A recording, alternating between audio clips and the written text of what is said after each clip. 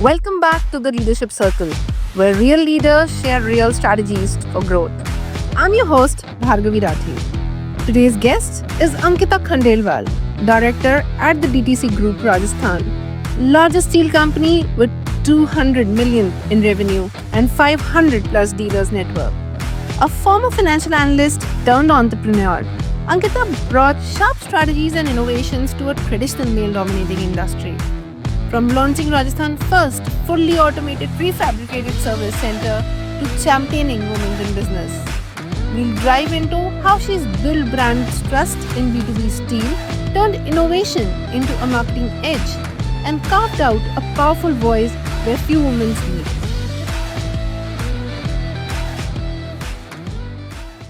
Hi Ankita and welcome to the Leadership Circle. How are you doing today? Hi, Bhargavi. I'm doing great. Thank you for having me over to your podcast. Thank you, Ankita, for joining us today. And let's quickly move on to our first question.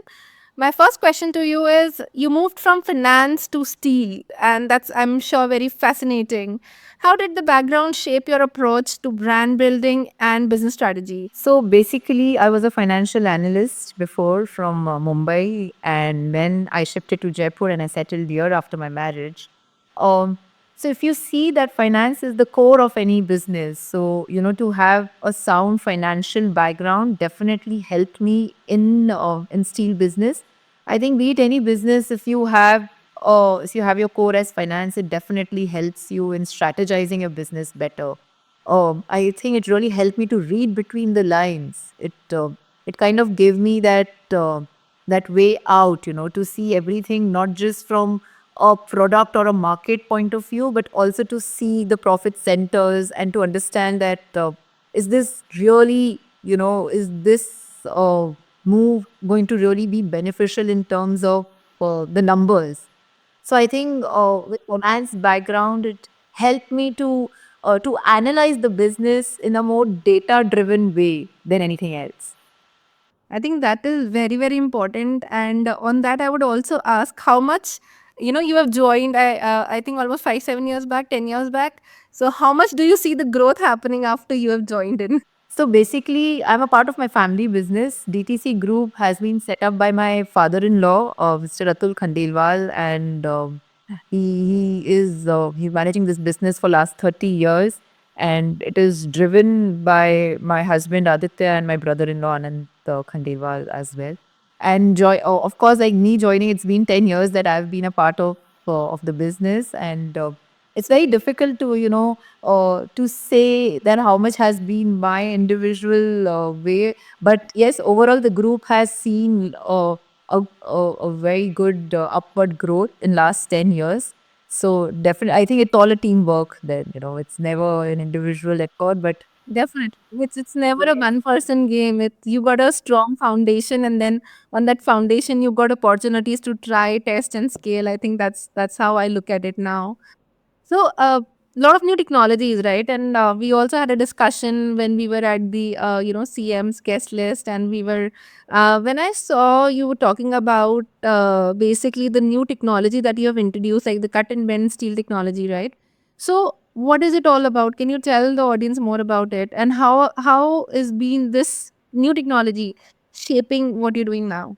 absolutely. So steel is a very conventional. If you see, steel has always been a very conventional product where it's a very standardized product, and it's been ages that any kind of innovation has come in this field.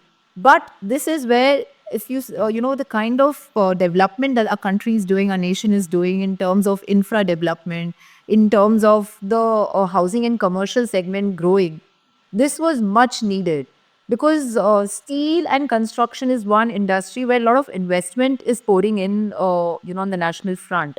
And globally, the industry has moved towards innovation. It has moved towards a lot of development, which is somewhere we as a country have been lagging behind. But now this technology is available. We are distributors of Tata Steel for Rajasthan. So we are channel partners of Tata Steel. And Tata Steel has been pioneers of technological advancement, of introducing any kind of new innovation in any of the product that they deal with. So, So we have been fortunate enough to handle their long products business in Rajasthan for last 30 years. And with this, we together as partners, Tata Steel and DTC Group as partners have launched our cut and mend solution, downstream solution business, where we have given steel TMT rebars an innovative way to be used in the construction field, where steel is not just, we don't deliver, we of course do the standardized delivery of steel. We have more than 450 dealers across the state for a retail business. And for project business, we are catering to all kind of government projects, housing and commercial projects, transmission, power projects. We are supplying steel to them.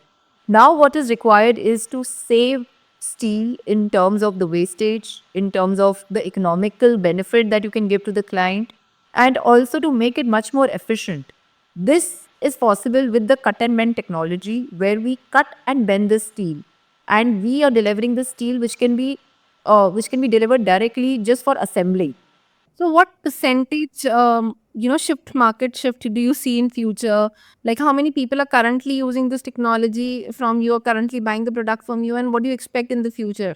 So, if you see in tier one cities like Mumbai and Gurgaon, Delhi, Bangalore, the adaptability to this technology is much higher because there people are much more aware. The construction that is happening there is much more on vaster terms. So that is why they have realized the importance of this technology, where they are saving on time, energy, money, efficiency, labor, everything. Now, when I'm talking about Rajasthan market, where we have a foot, Rajasthan, we are spreading awareness about this. We see a lot of acceptance coming our way, especially with bigger projects. Like, for example, now we are already supplying cut and mend to the Jaipur Metro. We are supplying to a lot of power plants here which are coming up. Lot of transmission lines, lot of infra projects. Also, a lot of builders have they when they've realized the benefit of this, they have started adapting to it. So the adaptability is increasing every day. People are realizing the advantages and the benefits, and how at the end of the day, it cut and bend is not just it's not just a service, but it's a solution. So for Tata Steel, the target is. It's also sustainability, which I look at, right? Like you are able to save more of the steel and use it in a better production, better way, rather than getting it wasted and getting into landfills again, right? Right. So main impact is that the wastage is completely absorbed because the entire cutting and the bending of steel is done in our plants. These plants are completely fully automated machines that we're using to cut and bend the steel, which conventionally is done by manual labor. Labor, right, right. So So, and the cost of the wastage is very high. Steel is a commodity which is which has a very major impact on the cost of any project. So if you're able to save the wastage, its economical benefit to the project is pretty big. very goals, yeah, right. I completely agree. So, getting this into sustainable manner also, and I think as you innovate these technologies, people would really love to use this directly rather than just buying the raw product and then doing the rest of the parts of it. So definitely, I think there's a huge opportunity and a huge scope that we see when you introduce these kind of technologies to the larger part of the nation also. So I also want to come up with this, the entire steel industry, right? And as you have been telling me, it is 100% trust based. No, it isn't an emotional product. Like I like the product, so I'll buy. Land up buying it.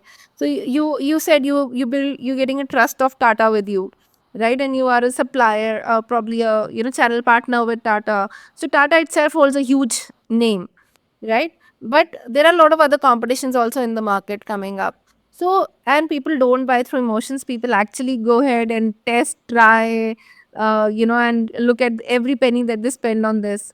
So how steel, not being an emotional product, how do you build the trust? What is the storytelling that you are selling? One, I'm already sold that you're talking about, but what are the rest of the stories? So basically, Bhargavi, if you see, steel is definitely not an emotional product. It is but one cannot forget that steel is the foundation of any structure. If you're making your house, so the one of the first things that you buy and the backbone of any structure is steel. So one has to be very practical in their approach of buying the right kind of steel, because buying steel, the right quality of steel will actually decide the future of your structure. Then what is the durability of your structure, or how can it withstand natural calamities like say earthquake? So only steel can give that strength. Like one of the major ways that that strength you can give to a structure is through steel. So for us, I think one more thing that we really depend upon is, of course, Tata Steel has the trust of the nation. It is the first Jamshedji Tata. He was the first one to introduce the entire TMT process in India. So, of course, Tata has a legacy of trust, not just in steel, but I think in any kind of product where Tata comes in place. Because for them, customer centricity is, there's nothing beyond this. The core of Tata is customer centricity. So I think once any brand, and we being channel partners of Tata, we follow a very similar principle as a parent company. So I think for us, customer centricity remains the core. That is the main emotion that we work on. And the relation that we have built in the market, be it with our dealers, be it with our project clients, relation and our service is something that we are completely dedicated to. Today, the network that we hold, most of and not just our customers, but also within our internal organization or any kind of stakeholder, be it our internal team, be it our employees, be it any kind of supplier or supply in terms of Tata Steel or relation. What we really give weightage to is the relationship that we have built with each stakeholder of us with in last in our years of working. Right. But now if you have to acquire a customer through digital channel, right? Like because all of this is through a lot of relationship building and a lot of, know-how, being part of a lot of, my question was now all the relationship that you build by now, right? It is through a lot of networking and all of those things. But today in a digital era, right? How are you building these relationships? How are you scaling your product through digital channels also? Absolutely. So, even Tata Steel being the innovation master of industry, we have for our retail customers, we have Tata Ashiana, where a retail customer can directly go on the website of Tata Steel and through the portal of Ashiana, they can buy steel from any for any part of the country, and they can get it delivered on to their doorstep. So this way, we are trying to really simplify that entire process for a customer to buy steel online, which usually is I don't think so. There are any other brands which are into such kind of digital online selling or buying of steel. So we have tried to make it as simple as possible.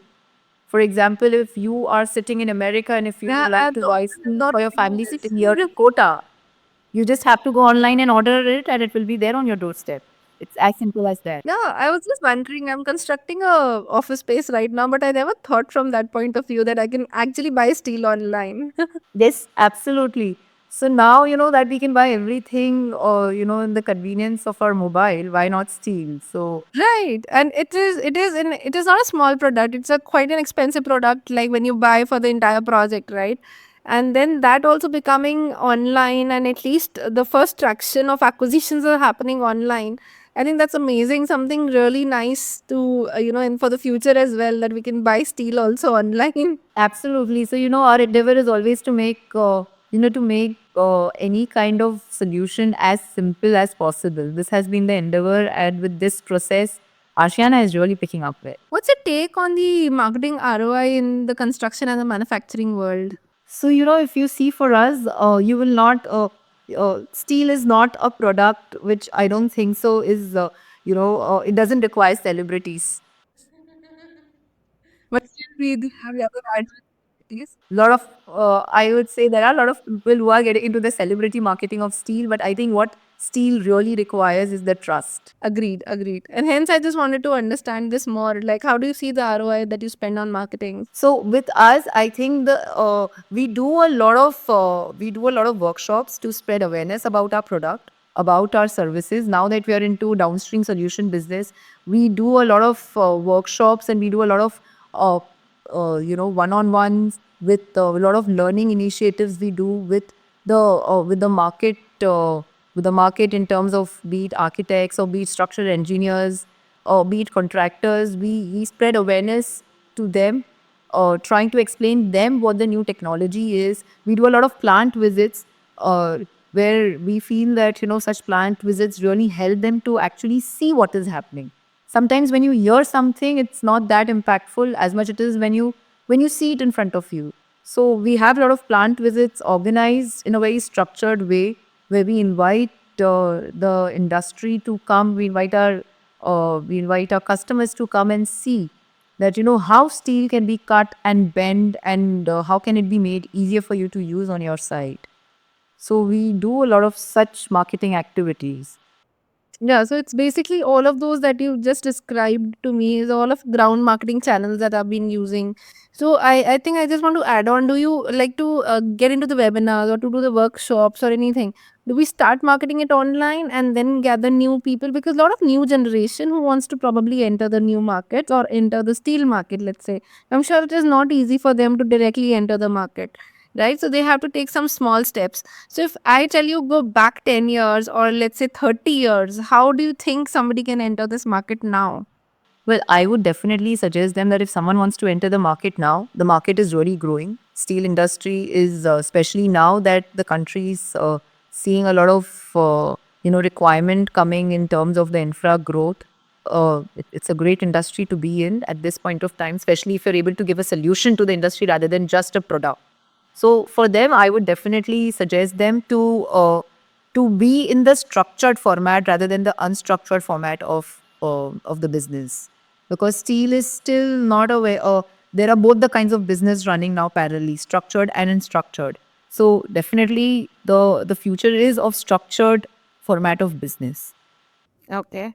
And let me say, if you had to market steel like a lifestyle brand for a day, how would you do it? Would you know what your campaign would look like? Because I am just talking from a person who wants to start the business now.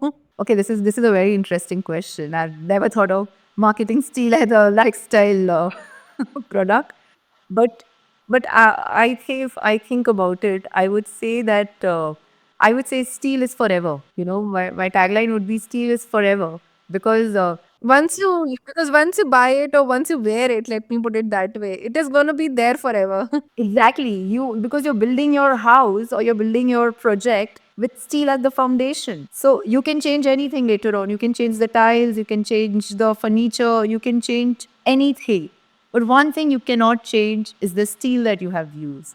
And that steel will decide, what how long or how durable your structure remains, and how strong it remains. So I would definitely say the tagline has to be steel is forever. Steel. So you're just not, Errol, like, yes, you're not just building, you're not just building something which is like a one off. But when someone builds their house, or if someone is building a commercial project also, it is for the future. So if you're building your future, you have to build something which is the best and the strongest available in the market.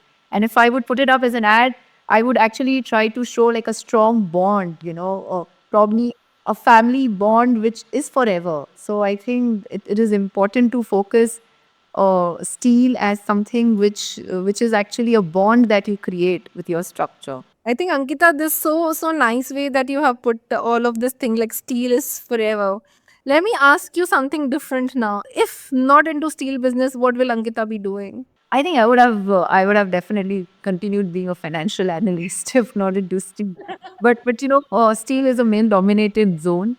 It's one business where we don't see a lot of women handling the business.